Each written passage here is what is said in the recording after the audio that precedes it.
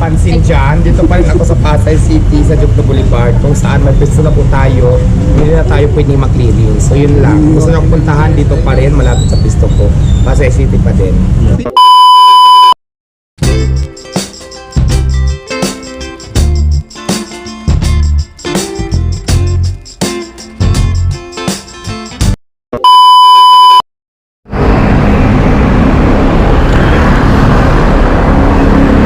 Sobrang init. Sobrang init talaga. Summer na talaga.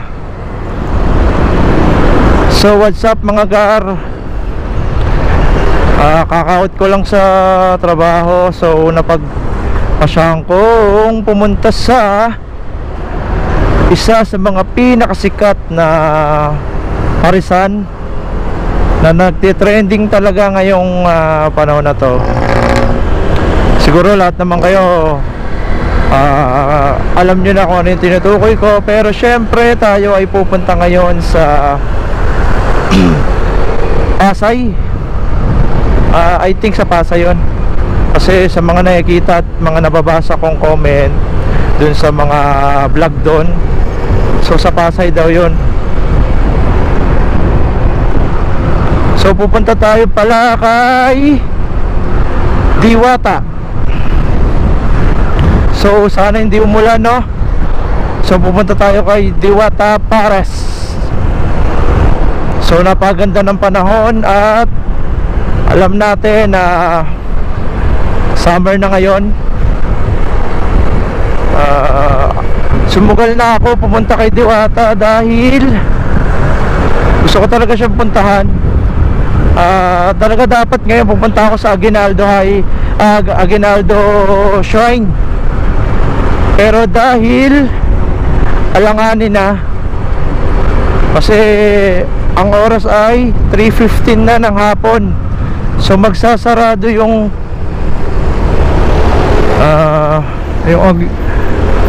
Aguinaldo Shrine ng 4. So syempre dadaan pa tayo sa mga mata-traffic. So talagang hindi na tayo aabot.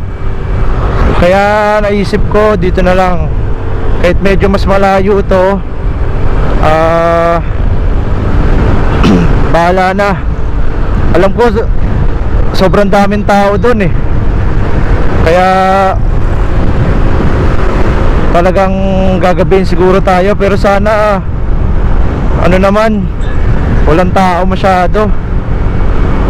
Pero expected na rin natin talaga dahil tinatao talaga yun eh. Kaya tara, samahan nyo ako. Update ko na lang kayo mamaya. Diwata Pares Overload. Let's go! So nandito tayo na sa Mariche.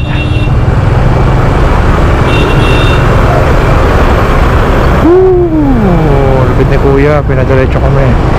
Uy, takot ako dun ah.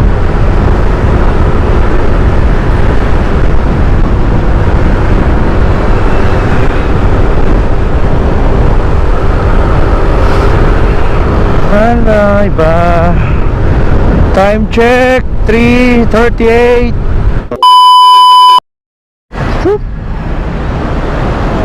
Diyan na sila. So nandito na tayo sa Coastal at papunta na tayong Baclaran. Aray. So wala masyadong ano ngayon sasakyan Time check 4:30 na. Grabe yung mga dinaanan natin. Kung sobrang aksaya sa battery kapag binilag ko lahat.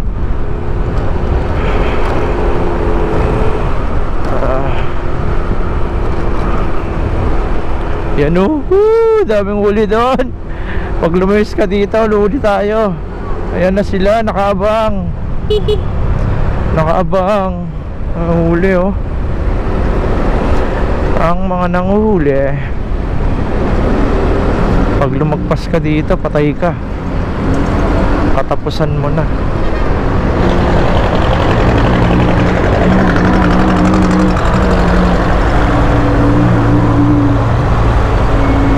dito na tayo sa Baclaran Church. Baclaran Church. Binalik na nila yung mga nakatinda oh. Dati napakaliwag dyan.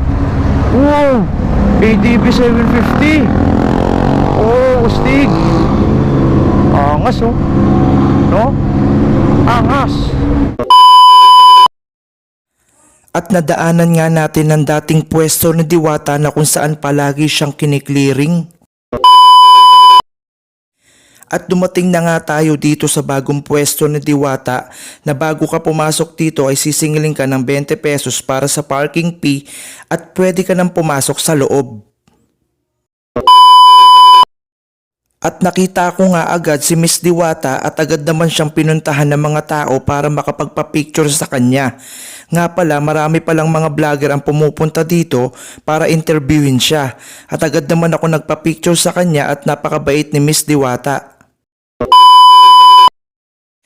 At ito nga si Boy ay nakiusap sa atin na picturean ko daw sila na Diwata at sinunod ko naman. At dito nga pala ay mayroong vlogger na nag-interview kay Diwata na ang pangalan ay Papansin TV at tayo ay na-feature din sa kanyang channel. Pakinggan natin ang kanyang sinabi. Sa lahat ng mga papansin dyan, dito pa rin ako sa Pasay City, sa Jokno Boulevard, kung saan may pwesto na po tayo, hindi na tayo pwedeng maklearing. So yun lang, gusto nyo puntahan dito pa rin, malapit sa pwesto ko. Pasay City pa din. At dito nga pala sa labas ay makikita nyo ang napakalaking tarpaulin ni Diwata Pares Overload. Kaya madali nyo siyang makikita. At ito nga pala si ate ang kukuha ng ating order. At ang in-order ko nga pala yung Diwata Pares Overload na mayroong free soft drinks, only sabaw at only rice. At sinerve na nga sa akin ang aking order at doon ako kukuha ng only sabaw at only rice at doon naman ang soft drinks. At makikita din natin dito na mayroong tarpaulin at ito na nga ang aking order. Sobrang dami. At dito nga pala kukunin sa second station ang inyong sabaw para sa inyong pares at pwede na kayong pumasok sa loob at maghanap ng pwesto. At dito pala kukunin ang inyong kanin. Only rice yan. 1 to sawa kahit makasampu pa kayo.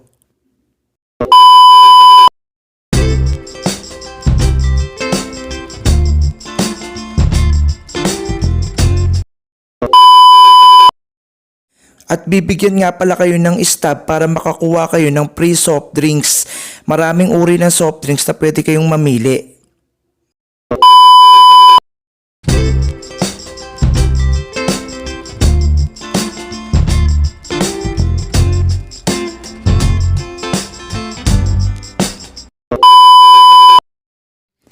At nagpa-refill na nga ulit ako ng sabaw dahil sobrang lasa ng sabaw nila.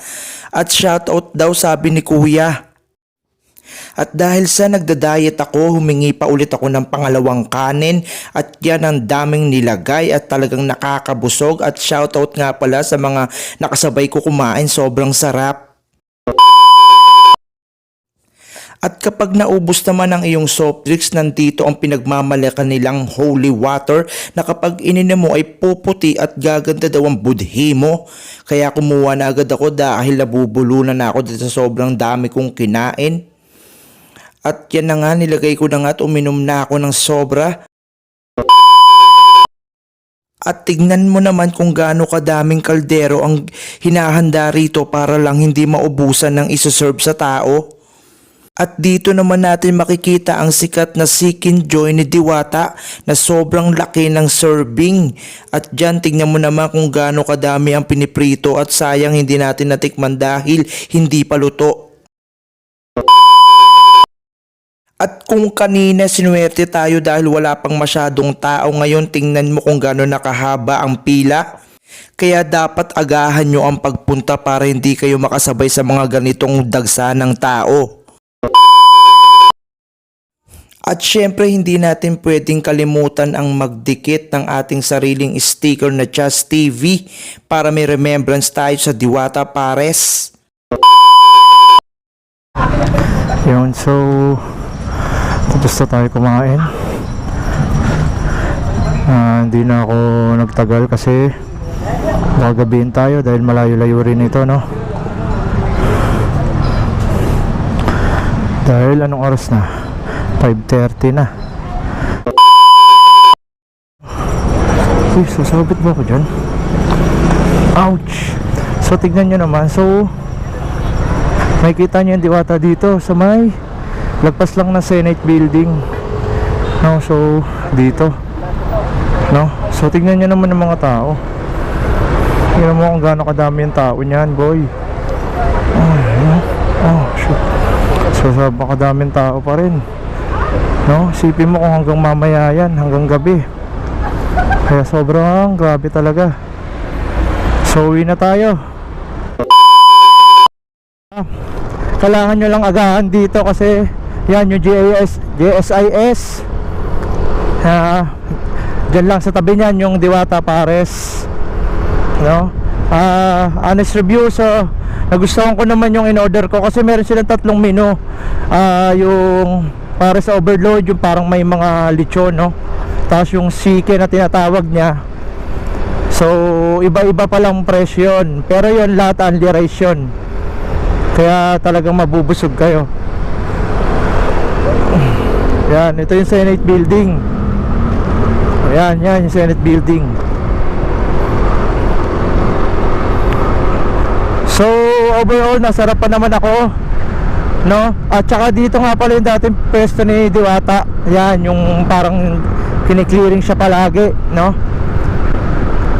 Sobrang sarap. At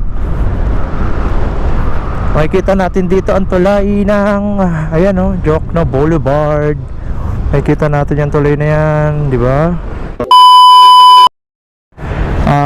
Dito ko natatapusin yung video. Overall napakasarap, nagustuhan ko. Syempre kung titimplahan nyo pa rin ng mga ibang mga Ricardo, talagang ano, mapapasarap nyo pa. Pero overall yung serving sa halagang 100 pesos, yung Diwata para sa Overload, sobrang sarap niya. At talagang nakakabusog kasi nakakadami ka talaga ng kain, no? So pwede kang umulit ng ano, ng kanin, no? Tsaka ng sabaw. Then yung soft drinks isang beses lang kasi pre yun, no? So recommendable ko siya, no? Recommended ko siya sa mga gustong pumunta. So pagliko nyo lang dun sa may MOA, yung Globo, dire-diretso lang, hanapin nyo lang yung GSIS. So gitna lang yon, tabi lang niya. So yun na yun, makikita nyo naman yun dahil mapakaraming tao. So dito ko natatapusin yung ano, video na to. So maganda at pumunta kayo dito. So salamat. At bago ang lahat, please subscribe to my YouTube channel and follow my page, Just TV. So let's go. Salamat.